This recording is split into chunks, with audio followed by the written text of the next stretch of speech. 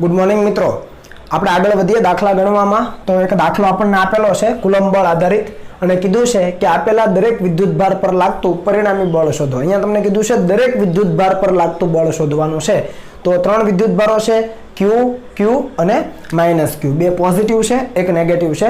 ત્રણેય પરનું પરિણામી બળ શોધવાનું. તો વારાફરતી ત્રણેયનો આપણે વારો લઈએ અને શરૂઆત કરી દઈએ.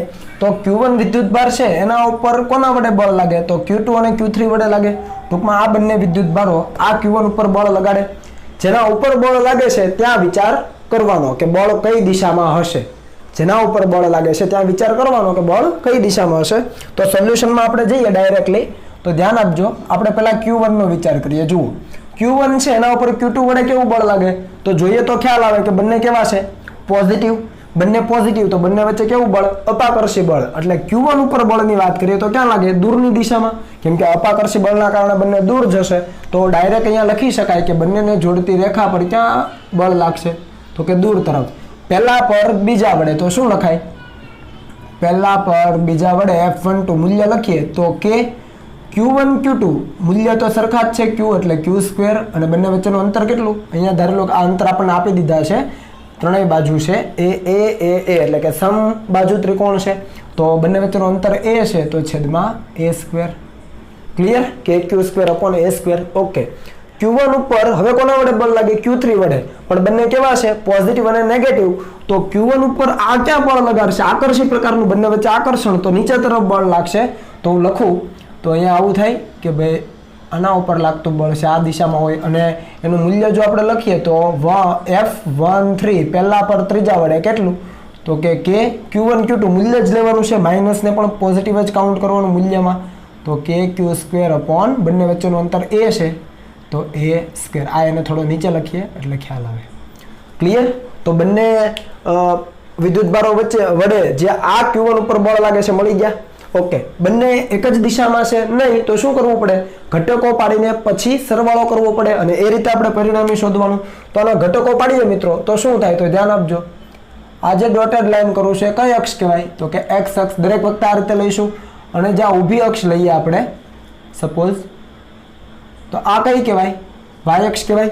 કેવો ત્રિકોણ છે? સમબાજુ ત્રિકોણ. 60 નો ખૂણો. આ 60 નો તો ઉપર પણ એક 60 નો થાય. એ 60 નો થાય ખરેખર આ કેટલાનો હશે? તો કે આ 30 નો હોય. આ 30 નો હોય તો આ કેટલાનો હોય? તો આ તમે કહેશો કે સર આ 60 નો હોય. ક્લિયર? એ 60 નો તો આ કેટલાનો? તો કે આ 60, આ 30 તો આ પણ કેટલાનો હોય? 60 નો હોય. સમજ આવે છે? સમજાય ને? આ 60 તો અડધું કેટલું? 30. એ 30 તો આ તો 90 છે તો આ 30 તો આ 60. ઓકે, આ 60. હવે આ 30 છે તો આ ઉપરનો પણ 30. એ 30 તો આ 90 તો આ 30 તો આ 60. ઓકે, 60 ના ખૂણા બન્યા. તો હવે બંને બળોના ઘટકો પાડી શકાય. તો ધ્યાન આપજો, અહીંયા હું લખું છું. ચાલો અહીંયા લખીએ F12 સદિશ. તો શું લખાશે? તો જો એના ઘટકો પાડો. આ છે તો એના x ઘટક અને બીજો y ઘટક. તો x ઘટક શું થાય? માઇનસ થશે. ડાબી બાજુ છે આ Q1 ની ડાબી બાજુ માઇનસ થાય તો માઇનસ લખું કે Q²/a². અને કયો ઘટક? તો કે cos 60. cos 60 એટલે ×1/2 i². સમજાય છે? ઓકે. બીજો y ઘટક પોઝિટિવ તો લખાય કે Q²/a². આ cos હતો તો આ sin. sin 60 કેટલા થાય? √3/2 અને કેટલું થશે? j². હવે તમને આવડવું જોઈએ. ક્લિયર? એવી જ રીતે આપણે F13 ની વાત કરીએ મિત્રો. ધ્યાન આપો, પહેલા પર ત્રીજા વડે એના ઘટકો કઈ રીતે પડે? તો ધ્યાન આપજો, આ નીચે તરફ છે તો એક ઘટક આમ અને બીજો નીચે પડશે તો એક ઘટક આમ એ ઋણ હશે. તો ફરીથી ખૂણો 60, આ ઘટક cos હોય તો માઇનસ Q²/a² cos 60 1/2 i². હવે નીચે છે તો એ પણ માઇનસ. હવે y ઘટક નેગેટિવ થાય અને નીચે તરફ તો કેટલો થાય? Q²/a² અને આ cos હતો તો નીચે sin. તો sin 60 એટલે √3/2 અને j². પહેલા પર બંને વિદ્યુત ભારો વડે જે બળ લાગે છે મળી ગયું. આ બંને બળોનું પરિણામી કઈ રીતે શોધાય મિત્રો? તો પરિણામી શોધવા માટે આપણે લખી શકીએ કે F1 એટલે કે પહેલા પર લાગતું પરિણામી બળ = F12 પહેલા પર બીજા વડે પ્લસ F13 પહેલા પર ત્રીજા વડે. આ બંનેનો સદિશ સરવાળો કરો તો ખબર પડે કે આ પોઝિટિવ આ નેગેટિવ બાકીની ટર્મ કમ્પ્લીટ છે, મતલબ સમાન છે તો કેન્સલ થાય. તો વધે માત્ર આ માઇનસ વાળી ટર્મ. અને આ હાફ અને આ હાફ બાકીનો કોમન, તો હાફ હાફ 1 થઈ જાય, અડધો અડધો આખો, અને આ માઇનસ છે તો બહાર નીકળી જાય, તો તમારો જવાબ થઈ જાય માઇનસ, આ માઇનસ તો કોમન નીકળી જાય. હવે સરવાળો કરી દો તો અડધો અડધો આખો એટલે થઈ જાય કે Q square upon A square I caret. એનો મતલબ શું કે આ જે Q1 વિદ્યુત ભાર છે એના પર આ બંને વડે જે બળ લાગે છે એની પરિણામી બળ કઈ દિશામાં હશે, તો કે માઇનસ આઈ કેરેટ એટલે કે ડાબી બાજુ.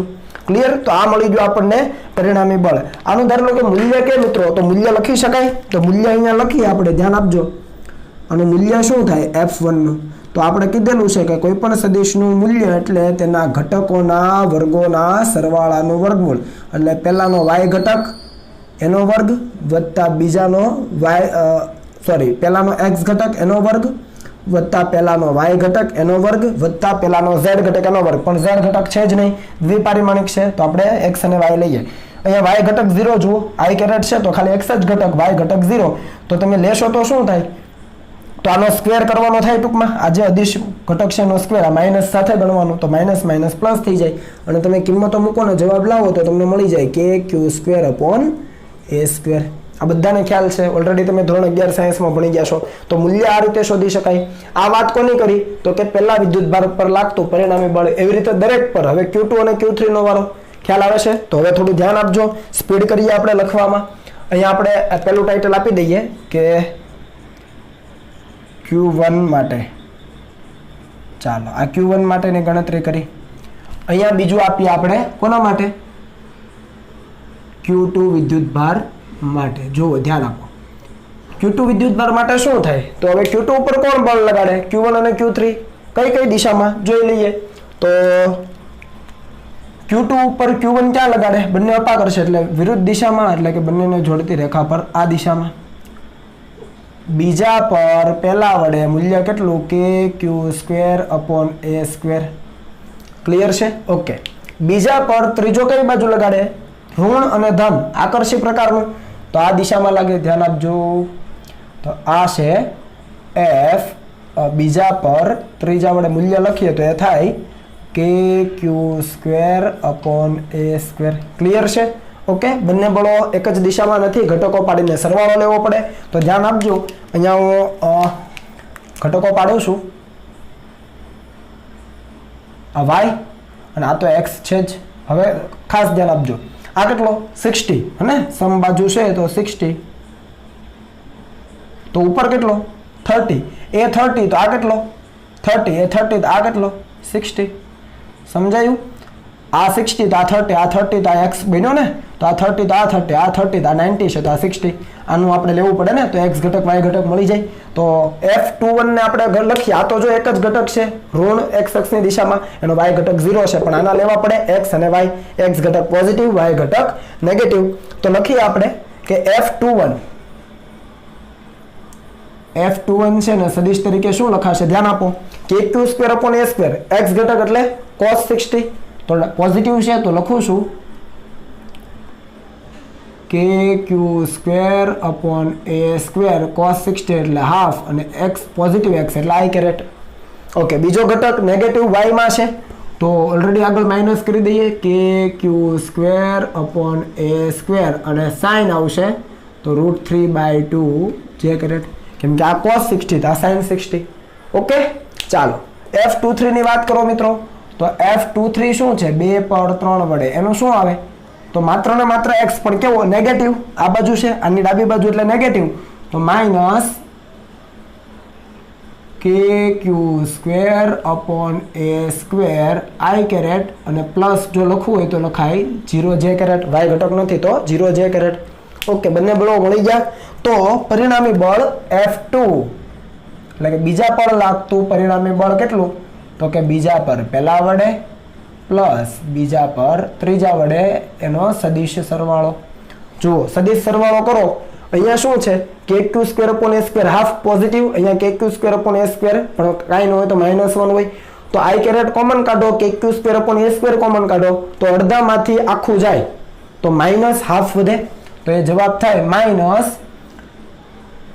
-½ કે Q square upon A square. સમજ પડી? i કેરેટ કોમન કાઢો, કે Q square upon A square common, સરવાળો કરીએ, ½ -1 તો માઇનસ હાફ વધે ઇન્ટુ આઈ કેપ.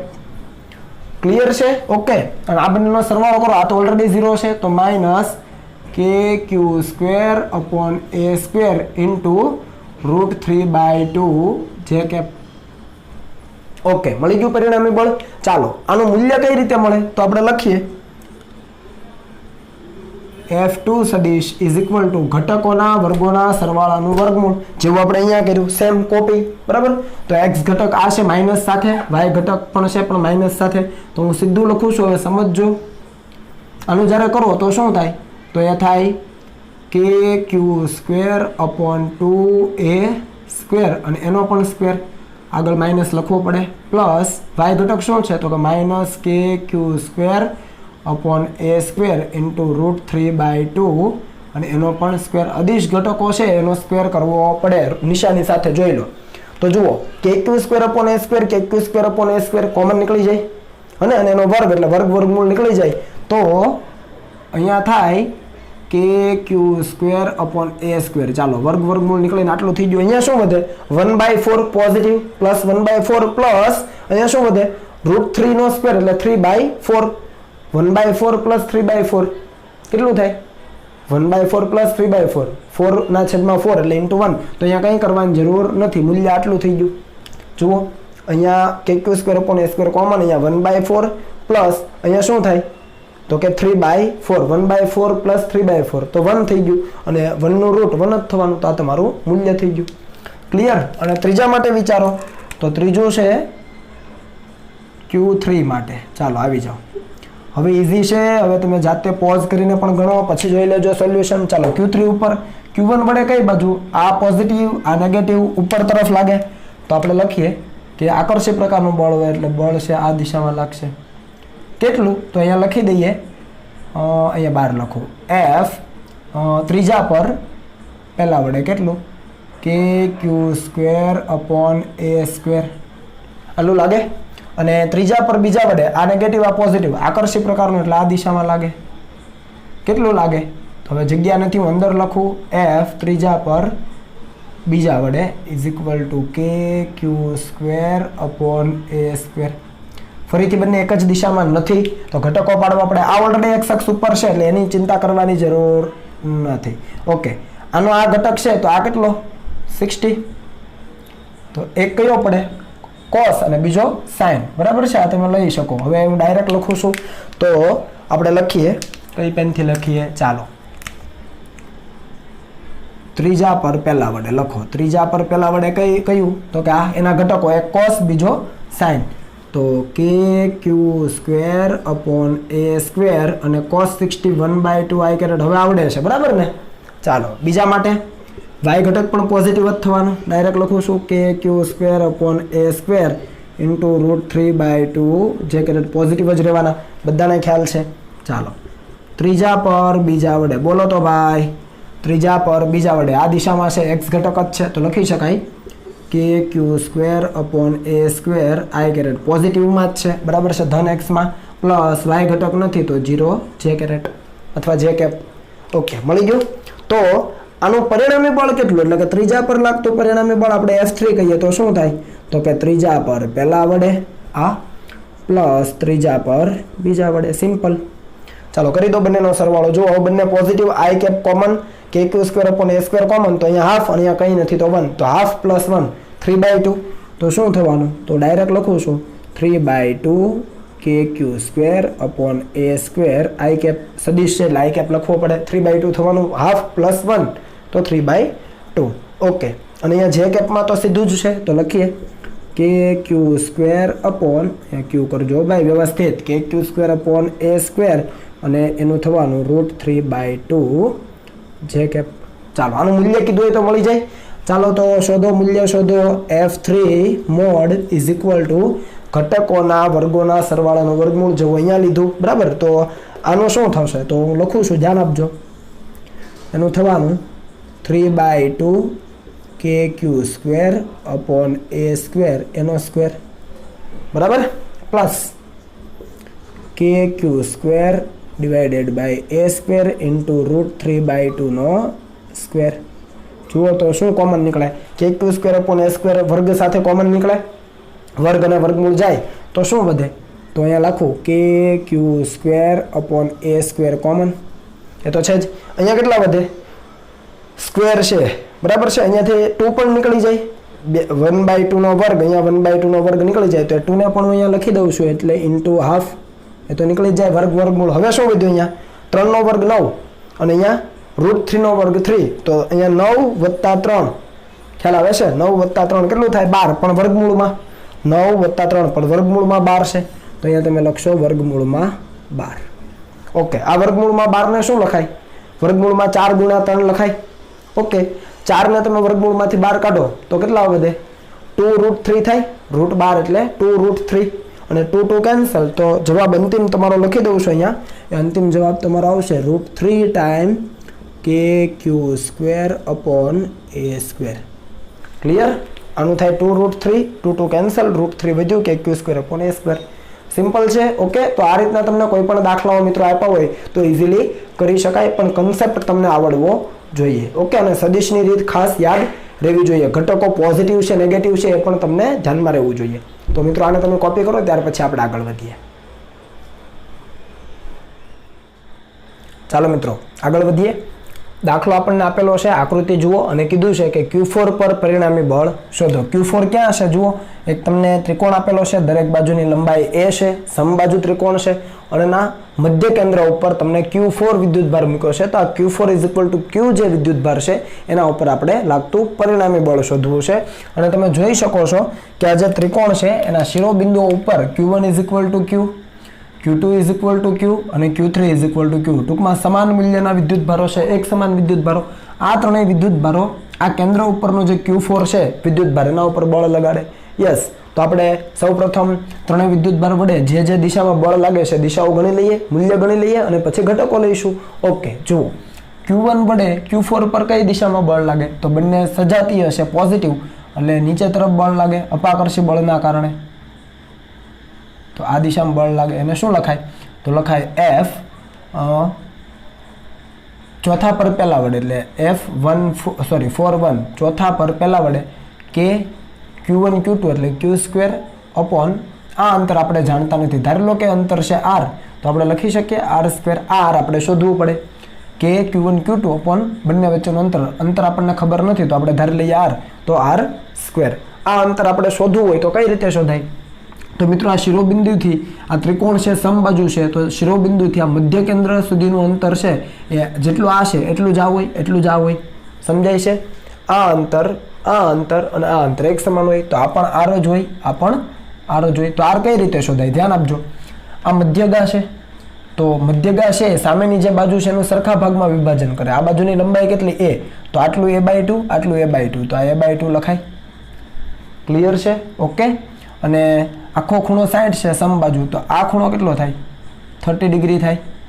ઓકે, તો 30 ડિગ્રી થાય તો જુઓ પાસેની બાજુ છે બરાબર છે, કર્ણ આપણને જોઈએ છે તો શું લગાડી શકાય, તો તમને ખ્યાલ છે કે cos 30 લગાડાય. તો cos 30 ડિગ્રી = પાસેની બાજુના છેદમાં કર્ણ, એટલે પાસેની બાજુ છે a/2 અને છેદમાં કર્ણને આપણે કીધું R. ક્લિયર થાય છે? આપણે R શોધીએ છીએ તો પાસેની બાજુ છે cos 30 લગાડો તો પાસેની બાજુના છેદમાં કર્ણ. અહીંયાથી તમે cos 30 ને શું લખી શકો, તો cos 30 એટલે √3/2 થાય. ટેબલ યાદ છે? ઓકે, √3/2 અહીંયા શું થાય, એના છેદમાં 2R. આ 2 કેન્સલ થાય તો R કેટલો મળે, તો R મળે a/√3. R અહીંયા જાય √3 સામે, તો R a/√3. આના તમે જાણો છો, મેથ્સના સ્ટુડન્ટને ખબર હશે. ઓકે, તો આની જ્યારે ઉપયોગ આવશે ત્યારે આપણે R ની કિંમત મૂકીશું, પણ અત્યારે આમાં જ આગળ વધીએ. ઓકે, ચાલો હવે Q4 પર Q2 વડે ક્યાં લાગે, બંને પોઝિટિવ છે દૂરની દિશામાં, તો F4 પર 2 વડે કેટલું કે Q², ફરીથી અંતર R, તો અપોન R².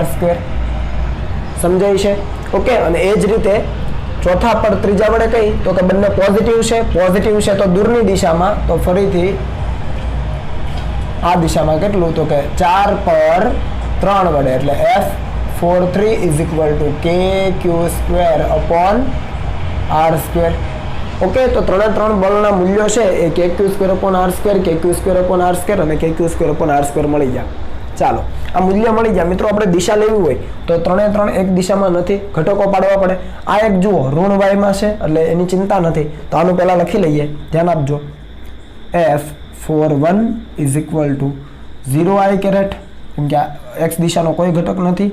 અહીંયા પ્લસ નહીં આવે પણ શું આવશે? માઇનસ, કારણ કે નીચે દિશામાં છે. તો KQ² અપોન R², જે કે આરની કિંમત આટલી લખીશું, જરૂર પડશે ત્યારે, અત્યારે એમ જ ચાલીએ. ઓકે, આની વાત કરીએ તો આપણને ખૂણો જોઈએ. તો મિત્રો આને આપણે એક્સ અક્ષ કહીએ. ધ્યાન આપજો. આ જે સમક્ષિતિજ ડોટેડ લાઈન કરું અને એક્સ અક્ષ કહીએ, અને ઊભી છે ને શું કહીએ? આ વાય છે અને એક્સ છે, સમજ માટે. તો આખો આ સમબાજુ ત્રિકોણ છે ને, તો આખો કેટલો હોય? આ ખૂણો 120 નો હોય. તો આ ખૂણો કેટલો? 60. આ 60 નો, તો આ કેટલાનો? 30. બરાબર છે. હવે જુઓ, આ 60 હોય તો આ કેટલાનો હોય? 60. આ 60 તો આ કેટલાનો હોય? 60, કેમ કે આ પણ 120 હોય. આ 60 નો, તો આ કેટલો? આ હોય 30. ઓકે, ફરીથી આ 120 તો સામે પણ 120, આ 120 તો આ 60, આ 60 તો આ કેટલો થાય? 30. ટૂંકમાં એક્સ અક્ષ સાથેના મેં ખૂણા શોધી લીધા. જુઓ 30 ડિગ્રી થાય. સમજાય છે? ફરીથી આ 120 તો ઉપર પણ 120, આ 60 અને આ પણ 60, બંને બાજુ 60 એ 60 તો આખો 90, તો આ 60 તો આ 30, એવી રીતે આ 60 તો આખો 90, તો આ 60 તો આ 30, તો થઈ ગયા. હવે એક્સ અક્ષ સાથેના ખૂણા હશે તો ઘટકો પડાય. પહેલા વાત કરીએ F42 ની. તો જુઓ, ચોથા પર બીજા વડે એનું આપણે સદિશ સ્વરૂપે લખીએ. તો આ છે એનો એક્સ ઘટક અને વાય ઘટક. એક્સ નેગેટિવ થાય પણ કેટલો? તો કે નેગેટિવ એટલે લખી દો માઇનસ KQ² અપોન R². અને cos 30 આવે તો cos 30 કેટલો? તો આપણે કીધું છે √3/2 અને i કેરેટ. અહીંયા i સરખો કરી દો એટલે તમને ખ્યાલ આવે. ઓકે, ચાલો. y ઘટક છે પોઝિટિવ, તો પ્લસ KQ² અપોન R² અને sin 30 એટલે 1/2, જે કે ક્લિયર. cos ઘટક નેગેટિવ, sin ઘટક પોઝિટિવ, એટલે x ઘટક નેગેટિવ, y ઘટક પોઝિટિવ.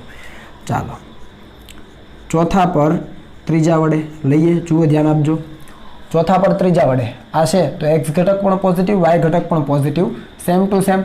આ cos 30 ઉપર sin 30, તો આ જ ઘટકો આવશે પણ પોઝિટિવ. તો કે KQ² upon R² into √3/2 cos 30 એટલે √3/2 i કેરેટ પોઝિટિવ, અને પોઝિટિવ y ઘટક એટલે પ્લસ KQ² અપોન R² અને sin 30 એટલે 1/2, જે કે રેડી. તો ત્રણ બળ છે અને સદિશ સ્વરૂપમાં લખી દીધું છે આપણે. હવે પરિણામી બળ લખવું હોય તો શું લખાય? ધ્યાન આપજો. તો F4 એટલે કે ચોથા વિદ્યુત ભાર પર પરિણામી બળ, આ ત્રણેયનો સદિશ સરવાળો. F ચોથા પર પહેલા વડે પ્લસ ચોથા પર બીજા વડે પ્લસ ચોથા પર ત્રીજા વડે. તો આ ત્રણ બળનો સદિશ સરવાળો કરીએ તો જુઓ, અહીંયા i કેપ, i નો સરવાળો. તો અહીંયા જો KQ² અપોન R² છે, √3/2 છે, i કેરેટ, પણ આમ નેગેટિવ, આ પોઝિટિવ, તો કેન્સલ થાય. તો i કેરેટનું કામ પૂરું, 0. એટલે આ થઈ ગયું 0 i કેરેટ. ઓકે, પ્લસ હવે આપણે j કેરેટનું જોઈએ. જુઓ, KQ² upon R², KQ² upon R², અડધું આખું થઈ ગયું. બંને સરવાળામાં છે આખું. આ આખું પોઝિટિવ અને આ નેગેટિવ. જે કેપ છે તો આ પોઝિટિવ, આ બંને થઈને, અને આ નેગેટિવ, તો 0 થઈ ગયું. તો 0 j કેરેટ. તમને મૂલ્ય કીધું હોય F4 પર, તો મૂલ્ય તમે લઈ શકો. કેટલું? તો આપણે લઈ શકીએ કે ચોથા વિદ્યુત ભાર પર લાગતા બળનું મૂલ્ય એ થાય 0, કેમ કે ઘટકોના વર્ગોના સરવાળાનું વર્ગમૂળ. તો કેવું થઈ ગયું? 0 થઈ ગયું. સમજાય? ઇઝી દાખલો છે. ઓકે, તો આ અગત્યનો દાખલો હતો મિત્રો, ધ્યાન આપજો. એવો જ આગળ દાખલો લઈએ કે બે આકૃતિઓ આપી છે અને કીધું છે કે કેન્દ્ર પર આવેલા વિદ્યુત ભાર પર પરિણામી બળ શોધો. તમે જુઓ, અહીંયા એક તમને નિયમિત ચોરસ આપેલો છે, બરાબર. તો આ બાજુની લંબાઈ તમને આપી છે મિત્રો સ્મોલ a, અને 4 વિદ્યુત ભારો Q, Q1, Q2, Q4 અને Q3 અને Q4. ચારેના મૂલ્યો એક સમાન છે Q જેટલા, અને કેન્દ્ર ઉપર Q5 એ પણ Q વિદ્યુત ભાર છે, બરાબર. તો ત્યાં જે વિદ્યુત ભાર મૂક્યો છે એના પર પરિણામી બળ શોધવાનું છે. તો પરિણામી બળ શોધવા શું કરવાનું મિત્રો? યસ, પેલા બળ કઈ દિશામાં લાગે છે શોધવાનું. તો પહેલા વડે પાંચમા પર કઈ દિશામાં લાગે? બોલો ચાલો. પહેલા વડે પાંચમા પર કઈ દિશામાં? તો કે અપાકર્ષી બળ આ દિશામાં. કેટલું? તો અહીંયા લખીએ 5મા પર પહેલા વડે ઇઝ ઇક્વલ ટુ કે ક્યુ ઇન્ટુ ક્યુ, તો ક્યુ સ્ક્વેર, બરાબર. અહીંયા આપણે કેપિટલ ક્યુ લઈ લઈએ, ચાલો એટલે તમને વધારે સમજાય. કોઈ પણ વિદ્યુત ભાર, ચાલો અહીંયા પણ કેપિટલ ક્યુ લઈ લઈએ એટલે તમને ખ્યાલ આવે. તો અહીંયા થઈ જાય કે ક્યુ ક્યુ સ્મોલ ક્યુ કેપિટલ ક્યુ, અને બંને વચ્ચેનું અંતર ધારી લો કે આ આર હોય આટલું અંતર, તો આર સ્ક્વેર એ તમે શોધી શકો આકૃતિની ભૂમિતિ પરથી કે Q1 Q2 એટલે કે સ્મોલ ક્યુ કેપિટલ ક્યુ અને બંને વચ્ચેના અંતરને આર કહીએ, તમે ઇઝીલી મેળવી શકો. ઓકે, તો આ એક. બીજા વડે 5મા પર ક્યાં લાગે? તો એ આ દિશામાં લાગશે, અપાકર્ષી બળ. તો હું લખું છું 5મા પર બીજા વડે ફરીથી કે ક્યુ સ્મોલ ક્યુ અપોન આર સ્ક્વેર. આ અંતર પણ આર લઈ લઈએ, સમાન જ હોય, શિરોબિંદુથી કેન્દ્ર સુધીનું અંતર સમાન જ હોય. ઓકે, ત્રીજા વડે 5મા પર તો કઈ દિશામાં હશે? તો આ દિશામાં હશે, બંનેને જોડતી રેખા પર લાઈન સીધી જ કરજો ભાઈ તમે સ્કેલથી. તો 5મા પર ત્રીજા વડે કેટલું થાય? K small Q capital Q upon R square. આ પણ અંતર આર જ હોય. ઓકે, અને ચોથા વડે 5મા પર ક્યાં લાગે? તો આપણે આ દિશામાં લખી શકીએ. તો એફ 5મા પર ચોથા વડે કેટલું? કે ક્યુ સ્મોલ ક્યુ અપોન આર સ્ક્વેર. સમજાય છે? આ પણ અંતર આર. તો આ બળના મૂલ્યો જુઓ એક સમાન છે. આ જુઓ ને આ જુઓ, સમાન મૂલ્યના પરસ્પર વિરુદ્ધ દિશામાંના, પરિણામી 0. આ બંને જુઓ, સમાન મૂલ્યના પરસ્પર વિરુદ્ધ દિશામાંના, પરિણામી 0. ઓકે, તો તમે આના ઘટકો પાડી શકો તમારે જો પાડવા હોય તો આને તમે એક્સ કહી દો, આ જે અક્ષ છે એને એક્સ કહી દો, અને ઊભી જે મળે મિત્રો અને તમે વાય કહી દો, અને પછી ઘટકો પાડો. બધાના બે ઘટકો મળે પોઝિટિવ નેગેટિવ સાથે, આઈ કેપ જે કેપ વાળા. અને એ પણ રીતે કરી શકો અને ડાયરેક્ટ ખબર પડે કે સમાન મૂલ્યના પરસ્પર વિરુદ્ધ દિશામાંના F54 અને F52 એકબીજાને કેન્સલ કરે, એવી જ રીતે F53 અને F51 એકબીજાને કેન્સલ કરે. તો હું લખું કે 5મા વિદ્યુત ભાર પર પરિણામી બળ F5 ઇઝ ઇક્વલ ટુ 5મા પર પહેલા વડે, અહીંયા આપણે લખેલું છે આ બાજુ, પ્લસ 5મા પર બીજા વડે, પ્લસ 5મા પર ત્રીજા વડે, પ્લસ 5મા પર ચોથા વડે. ચારે ચાર બળોનું પરિણામી લો, તમને આકૃતિ ઉપરથી જ ખ્યાલ આવે કેવું થઈ જાય, 0. ક્લિયર છે? ઓકે, પરિણામી બળ કેવું થઈ ગયું? 0 થઈ ગયું. ચાલો આવી જઈએ અહીંયા બીજા પાઠમાં. જુઓ, તમને નિયમિત ષટકોણ આપ્યો છે. નિયમિત ષટકોણ એટલે દરેક બાજુની લંબાઈ એક સમાન, જુઓ એ જેટલી. એના 6 શિરોબિંદુ ઉપર Q1 Q2 Q3 Q4 Q5 Q6 Q જેટલો વિદ્યુત ભાર છે, અને કેન્દ્ર ઉપર કેપિટલ Q જેટલો છે. તો કેન્દ્ર ઉપર પરિણામી બળ શોધવું છે. તો ફરીથી જુઓ, સમમિતિ છે, ફરીથી બધા જ વિદ્યુત ભારો વડે લાગતું બળ શોધી લઈએ. ધ્યાન આપજો મિત્રો. Q7 પર Q1 વડે કઈ દિશામાં? બંને પોઝિટિવ છે તો આ દિશામાં. હું હવે ખાલી મૂલ્ય જ લખીશ, મતલબ નોટેશન જ, F71, અને એનું મૂલ્ય લખવું શું લખાય? કે સ્મોલ ક્યુ કેપિટલ ક્યુ બંને વચ્ચેનું અંતર ધારી લો કે આ આર હોય તો આર લખાય. સમજાય છે? કે સ્મોલ ક્યુ કેપિટલ ક્યુ છેદમાં આરનો વર્ગ, બંને વચ્ચેનું અંતર જો આર લઈએ એ શોધી શકાય ભૂમિતિ ઉપરથી. એ અંતર આર હોય તો બધા અંતરો આર જ હોય. કેન્દ્રથી શિરોબિંદુ સુધીના જે અંતરો છે આર જ હોય બધા અંતરો. ઓકે, એવી જ રીતે Q2 વડે ક્યાં લાગે? તો કે આ દિશામાં. હવે તમને આવડે છે F7 પર 2 વડે દૂરની દિશામાં. 3 વડે ક્યાં લાગે? તમે કહેશો સર આ દિશામાં.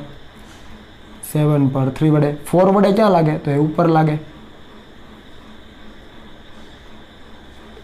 F74. મૂલ્ય બધાના સરખા છે, K small Q capital Q upon R square. 5મા વડે ક્યાં લાગે? તો તમે કહેશો સર આ દિશામાં.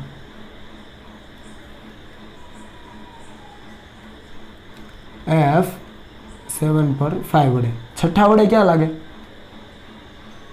આ દિશામાં.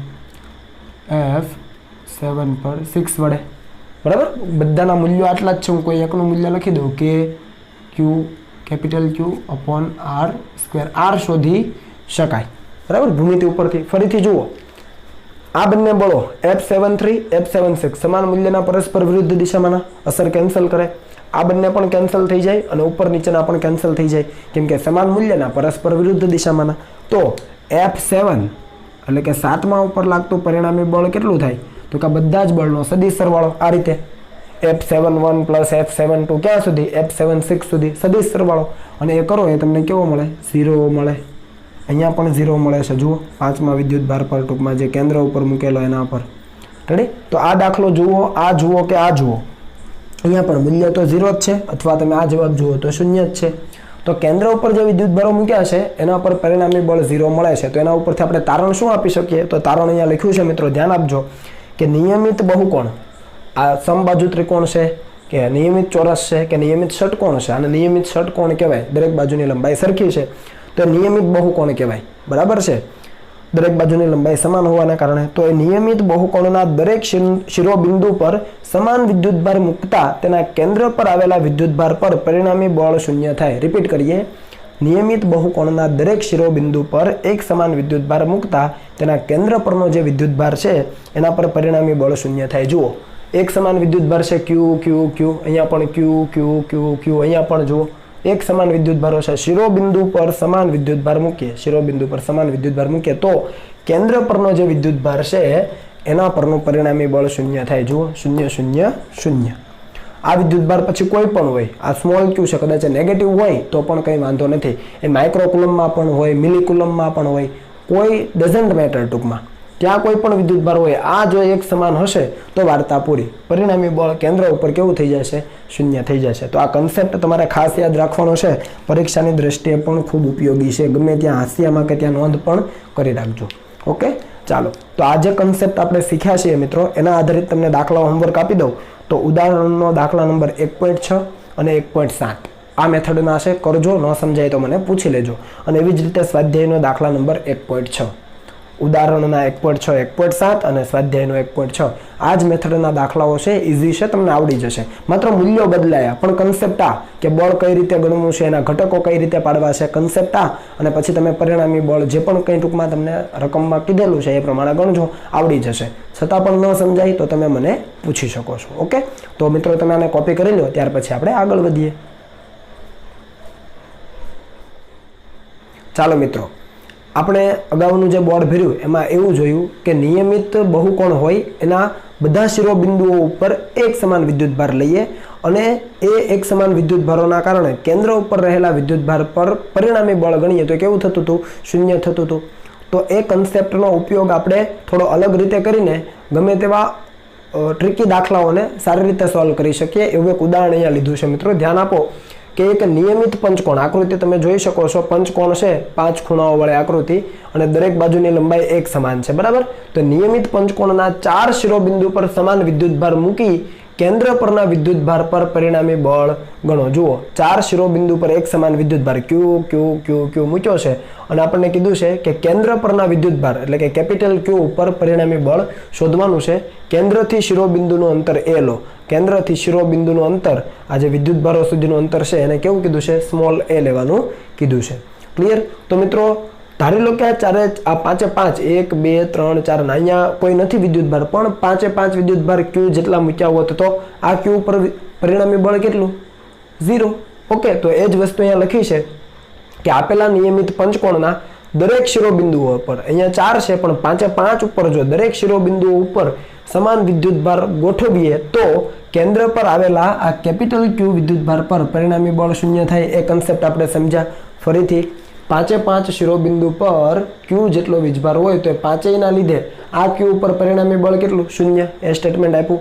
એનો મતલબ શું થાય કે FQ એટલે કે કેપિટલ Q પર લાગતું પરિણામી બળ, અહીંયા જો 5મો વિદ્યુતભાર હોત તો, હું એને અલગ પેનથી દર્શાવું એટલે તમને ખ્યાલ આવે કે હોત તો Q5 ઇઝ ઇક્વલ ટુ, ધારી લો કે આ Q હોત તો દરેક વડે કેટલું બળ? તો કે પહેલા વડે F1, બીજા વડે F2, ત્રીજા વડે F3, F4 અને F5. તો 5નો સદિશ સરવાળો પણ કેવો થાત? 0. પરિણામી બળ Q ઉપર કેવું થાત? 0. પણ અહીંયા 5 નથી, 4 જ છે. તો આ ચારેય બળોનું બળ, ચારેય વિદ્યુતભારોનું બળ કેટલું? F1 F2 F3 F4 is equal two, અહીંયાથી કરતા બનાવો તો F5 બીજી બાજુ એટલે -F5 થાય. તો આનો મતલબ શું? તો એનો મતલબ એવો થાય મિત્રો કે આપેલા 4 વિદ્યુતભારો વડે એટલે કે આ 1 2 3 4 એ 4 વિદ્યુતભારો વડે કેન્દ્ર પરના વિદ્યુતભાર આ કેપિટલ Q પર લાગતું પરિણામી બળ કેટલું હશે? આ પરિણામી F1 થી લઈને F4, F1 F2 F3 F4 એ ચારેય વિદ્યુતભારોનું પરિણામી બળ એ કેટલું હશે? તો કે Q5 વડે, અહીંયા મૂક્યો નથી પણ જો મૂક્યો હોત તો એના વડે ક્યુ કેપિટલ ક્યુ પર લાગતા બળ જેટલું જ પણ એનાથી વિરુદ્ધ દિશામાંનું. ફરીથી રિપીટ કરીએ. આનો મતલબ શું થાય તો કે આ જે 4 વિદ્યુતભારો છે એ 4 વિદ્યુતભારો વડે આ કેપિટલ ક્યુ પર લાગતું બળ કોના જેટલું તો કે જો અહીંયા 5મો વિદ્યુતભાર મૂક્યો હોત તો એના વડે આ વિદ્યુતભાર પર જેટલું બળ લાગે એટલા મૂલ્યનું પણ વિરુદ્ધ દિશામાંનું. કેમ કે અહીંયા મૂક્યો નથી, આ સૂત્રના આધારે સમજી શકો મૂલ્યમાં સરખા થાય. આનું જેટલું મૂલ્ય એટલું જ F5 નું મૂલ્ય, પણ દિશા વિરુદ્ધ. તો આ 5મો વિદ્યુતભાર છે એના વડે ક્યુ પર ક્યાં બળ લાગે વિચારો તો બંનેને જોડતી રેખા પર દૂર તરફ આ બાજુ 5મા વડે આના પર ક્યાં લાગે આ બાજુ. પણ આપણે કીધું કે 5મો તો ખરેખર નથી, તો આ 4 વડે કેટલું લાગે તો આ 5મા વડે જેટલું લાગે એટલા જ મૂલ્યનું પણ આ દિશા તેનાથી વિરુદ્ધ દિશામાંનું. સમજાય છે? 5મા વડે બળ આ દિશામાં લાગે તો આ બાકીના 4 વડે ક્યાં લાગે એનાથી વિરુદ્ધ દિશામાં. એ જ વસ્તુ આ છે. તો આ 4 વડે આ દિશામાં બળ લાગે. અહીંયા જો 5મો હોત તો લાગે 0, પણ 5મો નથી તો આ 4 વડે આ દિશામાં બળ લાગે, એ આ દિશામાં. અને એને હું કહું છું FQ. બરાબર છે? તો એ FQ કેટલું થાય? આ FQ આ 4 વડે કેટલું થાય તો કે 5મા વડે લાગતા બળના મૂલ્ય જેટલું પણ માઇનસ છે એટલે વિરુદ્ધ દિશામાંનું. તો 5મા વડે કેટલું લાગે તો જુઓ K Q capital Q, K small q capital Q, અને વચ્ચેનું અંતર કેટલું કેન્દ્રથી શિરોબિંદુનું અંતર a, આ અંતર a છે તો a². સમજ પડી? રિપીટ કરીએ. K Q1 Q2 Q1 Q2 upon બંને વચ્ચેનું અંતર ઓલરેડી આપ્યું છે તો a². પણ કઈ દિશામાં તો કે F5 જે દિશામાં લગાડે તેનાથી વિરુદ્ધ દિશામાં, ટૂંકમાં F5 ની વિરુદ્ધ દિશામાં. F5 ખરેખર આ બાજુ લાગે, તમારી સમજ માટે ખાલી લખી દઉં કે F5 જો હોત તો આ બાજુ લાગે, હોત તો, પણ નથી, આપણને 4 જ કીધા છે. ક્લિયર? તો આપણે જે કન્સેપ્ટ સમજ્યા હતા એનો થોડું એવું ટ્વિસ્ટ કરીને તમે અહીંયા એ વસ્તુને સમજી શકો. બરાબર? એવી જ રીતે મિત્રો તમને એવો જ દાખલો બનાવીને આપે કે n બાજુવાળા નિયમિત બહુકોણ. હવે n બાજુ હોય તો ખૂણા પણ એનો જ હોય. જો અહીંયા પંચકોણ છે તો 5 બાજુ 1 2 3 4 5, તો ખૂણા પણ કેટલા 1 2 3 4 5, 5 બાજુ 5 ખૂણા. તો n બાજુ હોય તો n ખૂણા, n શિરોબિંદુ ટૂંકમાં. તો n બાજુવાળા નિયમિત બહુકોણના n-1 શિરોબિંદુ પર સ્મોલ q વિદ્યુતભાર ગોઠવીએ. n ખૂણા છે પણ એમાંથી n-1 શિરોબિંદુ ઉપર આપણે વિદ્યુતભાર ગોઠવીએ. ટૂંકમાં એક શિરોબિંદુ પર આવી રીતે જેમ અહીંયા નહોતો ગોઠવો એ રીતે ત્યાં પણ ગોઠવતા નથી. તો કેન્દ્ર પરનો કેપિટલ Q વિદ્યુતભાર હોય અથવા કેન્દ્ર પર કેપિટલ Q વિદ્યુતભાર મૂકીએ તો એ કેપિટલ Q વિદ્યુતભાર પર લાગતું પરિણામી બળ કેટલું તો આપણે કહી શકીએ કે એ જે વિદ્યુતભાર નથી મૂક્યો n-1 ઉપર મૂક્યો પણ એક ઉપર નથી મૂક્યો, તો એ એક ઉપર નથી મૂક્યો એના વડે જે બળ લાગે એટલા જ મૂલ્યનું પણ એનાથી વિરુદ્ધ દિશામાંનું. જે વિદ્યુતભાર નથી મૂક્યો જે શિરોબિંદુ પર એ વિદ્યુતભાર જો મૂક્યો હોત તો એના વડે જે બળ લાગવાનું હતું એટલા જ મૂલ્યનું પણ વિરુદ્ધ દિશામાંનું. તો ધારો લો કે શિરોબિંદુ ઉપર આપણે Q વિદ્યુતભાર મૂકવાના હતા, કેમ કે દરેક ઉપર Q તો ત્યાં પણ Q જ મૂકેત. જો બધા ઉપર Q વધતો તો પરિણામી 0 થાત કેપિટલ Q ઉપર, પણ નથી. એ કારણથી કેટલું થાય K small q capital Q, અને ધારી લો કે અંતર છે તમને આપ્યું છે કેન્દ્રથી શિરોબિંદુનું r, તો r નો વર્ગ. ક્લિયર થાય છે? ઓકે. તો એ જે બાકી બચેલો વિદ્યુતભાર હતો એના વડે જે લાગતું હતું બળ એટલા જ મૂલ્યનું અને વિરુદ્ધ દિશામાંનું. એ તમને ખ્યાલ આવી જાય જો આકૃતિ આપી હોય તો. સિમ્પલ. ઓકે. ચાલો, આટલા દાખલાઓ ક્લિયર થઈ ગયા હશે તમને. અને હવે આ પ્રેક્ટિસ માટે એક દાખલો જોઈ લઈએ, અગત્યનો હશે. તમે માઇન્ડ કઈ રીતે વાપરી શકો એના માટે તમને કીધું છે કે ઘડિયાળના ડાયલ પર આકૃતિમાં દર્શાવ્યા પ્રમાણે વિદ્યુતભાર ગોઠવેલા છે, તો કેન્દ્ર પરના વીજભાર પર બળ શોધો. પહેલા ઘડિયાળનો ડાયલ જોઈ લો. જ્યાં 1 વાગવાનો હોય ત્યાં 1 કુલમ, 2 નો નિશાની આવે ત્યાં 2 કુલમ, 3 નો સિમ્બોલ હોય ત્યાં 3 કુલમ, 4 ઉપર 4 કુલમ, 6 વાગે તો 6 કુલમ, 10 વાગે તો 10. એવી રીતે દરેક ઉપર જેટલા વાગ્યા હોય અથવા જે સંજ્ઞા છે એ પ્રમાણે વિદ્યુતભાર ગોઠવા છે. અને કીધું છે કે કેન્દ્ર પરના વિદ્યુતભાર પર બળ, કેન્દ્ર પર 1 કુલમ મૂક્યો છે, 1 કુલમ પોઝિટિવ, બધા પોઝિટિવ, આ પણ પોઝિટિવ. તો આમાં કેમ કરવું તો તમારે કેટલી જોડ બને તો 1 જોડ, બીજી, ત્રીજી, ચોથી, પાંચમી, છઠ્ઠી, એમ 12 જોડ બને. જોડી કહું છું કેમ કે કુલમ બળ તો જોડમાં જ ઉદ્ભવે ને. કુલમ બળ 2 વિદ્યુતભાર હોય તો જ લાગે. તો આ બંનેની 1 જોડ, આ બંનેની બીજી, આ બંનેની ત્રીજી, કેમ કે આના ઉપર બળ શોધવાનું. તો એ 12 જોડ એટલે 12 જોડના બળ ગણશો તમે, એ બધાના ઘટકો પાડો, કેટલી લાંબી પ્રોસેસ થાય. ખ્યાલ આવે છે? એ રીતે પણ તમે કરી શકો. અહીંયા પણ એ પ્રોસેસ તમે એપ્લાય કરી શકો. બધા વડે બળ ગણો, બધી વસ્તુ કરી શકો, ઘટકો પાડો, પણ એ લાંબુ થાય. આપણે કન્સેપ્ટ જાણીએ છીએ નિયમિત બહુકોણ વાળો, તો એના આધારે આ સૂત્ર લાગુ પાડીને સીધું ગણી શકીએ. બરાબર? પરીક્ષામાં સમય બચે. તો એવું જ અહીંયા કંઈક કરી શકીએ. બધાનું તમે ગણી જ શકો. XY તમારી ઈચ્છા, પાડવું હોય તો પાડો. આપણે એવું નથી કરવું, હું એવું નથી કરતો. તો જુઓ શું કરાય, તો સમજીએ કે આ એક કુલમ ઉપર આ 12 વડે કેટલું બળ લાગે, તો કે કે Q1 એટલે 1, Q2 એટલે 12, તો કે 1 × 12 છેદમાં ધારી લો કે આ અંતર a છે, બધું અંતર સરખું જ હશે કેન્દ્રથી શિરોબિંદુ, કેમ કે ભાઈ વર્તુળ છે અંતર સરખું જ હોય, ધારી લો કે અંતર a છે સપોઝ, તો આ પણ એ બધું a જ હોય, કેન્દ્રથી અહીંયા પરિઘ સુધીનું અંતર કેટલું હોય, a જેટલું જ હોય, ધારી લઈએ a, બરાબર, એ તમને રકમમાં આપી દીધું પણ હોય, તો k × 1 × 12 એટલે 12 કે ઉપર થયું છેદમાં a², કઈ દિશામાં, તો કે નીચે તરફ. ધ્યાન આપજો, નીચે તરફ કેટલું, હું અહીંયા લખું છું k × 1 × 12 છેદમાં a², આ નીચે તરફ, બરાબર છે, જે કેપ લખો. સમજો 6 વડે કેટલું, તો કે આના ઉપર ઉપરની દિશામાં, પણ કેટલું ગણો, તો તમે કહેશો કે k × 1, કેમ કે આ તો લેવાનું જ, × 6 અપોન આ પણ અંતર એવું હોય તો a², પણ કેવું આ માઇનસ આવશે કેમ કે નીચે છે, આ 12 વડે આના ઉપર નીચે એટલે માઇનસ, 6 વડે આના ઉપર તો પ્લસ જે કે, તો જુઓ પરિણામે કેટલું થાય, એક માઇનસ છે એક પ્લસ છે, તો અહીંયા થાય 12k છેદમાં a², અહીંયા 6k છેદમાં a², તો આ બંનેનો y દિશામાં જ છે, સરવાળો કરી શકાય, તો શું થાય, તો માઇનસ અહીંયાથી 12 માં 6 જાય તો -6k upon a², 6k upon a² into જે કેપ, તો નીચે તરફ, એનો મતલબ કે પરિણામી કેટલું બચ્યું અહીંયા, તો તમે કહી શકો કે 6k × a². સમજ પડે છે આમાં કે ન પડી, રિપીટ કરું, 12 કુલમ વડે આના ઉપર કેટલું, તો કે નીચે તરફ કેટલું લાગે, 12k અપોન a², માં નીચે તરફ એટલે માઇનસ છે.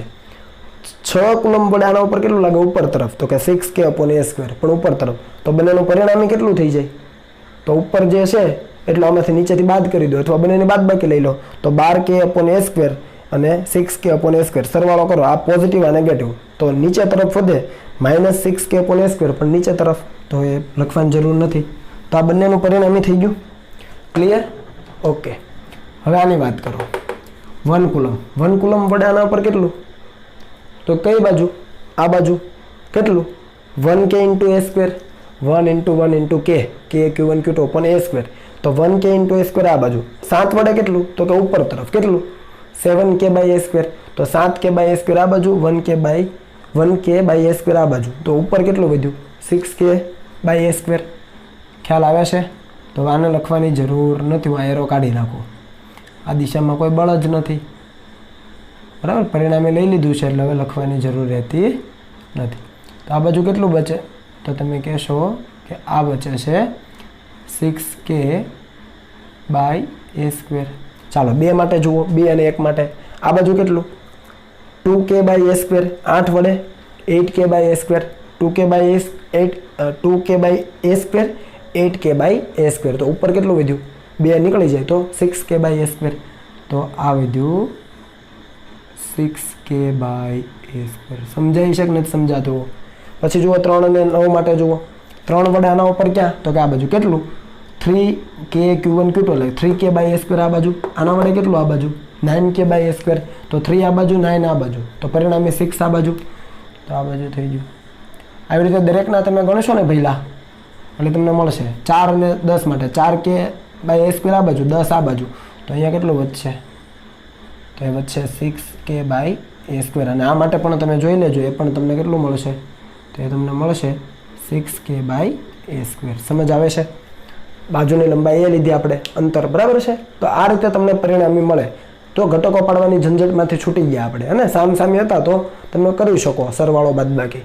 ચાલો હવે આપણી પાસે 1 2 3 4 5 ને 6 વધ્યા. હવે એના ઘટકો પાડી શકાય.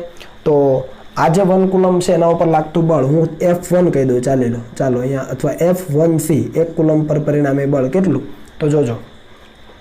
આની વાત કરીએ. હવે સૌથી પહેલાં તો ખૂણા લેવા પડે. તો મિત્રો આખો 90 છે તો 3 સરખા ભાગ થઈ ગયા તો કેટલા થયા, 30. આ પણ 30 30 ના હોય ને, આ તો તમને ખબર છે, આ